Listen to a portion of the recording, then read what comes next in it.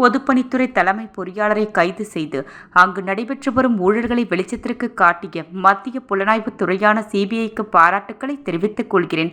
மேலும் அதோடு நிற்காமல் ஸ்மார்ட் சிட்டி திட்டத்தில் நடைபெற்ற ஊழல், பத்திரப்பதிவுத்துறை மெகா ஊழல், விளையாட்டுத்துறையில் நடைபெற்று வரும் ஊழல், போக்குவரத்து துறை ஊழல், கொல்லைப்புறமாக அரசு பணியாளர்களை நியமித்தது உள்ளிட்ட பெரும்பாலான துறையில் நடைபெறும் ஊழல் குறித்தும் சிபிஐ விசாரித்து நடவடிக்கை எடுக்க வேண்டும் என்று கேட்டுக்கொள்கிறோம். ஆளும் புதுவை அரசு மீது மக்கள் நம்பிக்கை இழந்துள்ளனர். மக்களை திசை திருப்புவதற்காக ஒவ்வொரு சட்டசபை கூட்டத்தொடரிலும் மாநில அந்தஸ்து தீர்மானத்தை மட்டும் நிறைவேற்றி அதை பெறுவதற்கான எந்த ஒரு ஆக்கப்பூர்வமான முயற்சியிலும் புதுவை முதல்வர் ரங்கசாமி அவர்கள் முழுவதுமாக முயற்சி செய்யவில்லை. தினசரி ஏற்படும் போக்குவரத்து நெருக்கடி, மழைநீருக்கான வடிகால் வசதி, உப்பனார் மேம்பால திட்டம், பஞ்சாலைகளை திறப்பது, தொழில்நுட்ப பூங்காக்களை திறந்து படித்த இளைஞர்களுக்கு வேலைவாய்ப்பு வழங்குவது, அனைத்து பணிகளும் முடிந்து புது பஸ் நிலையம் திறக்காமல் உள்ளது.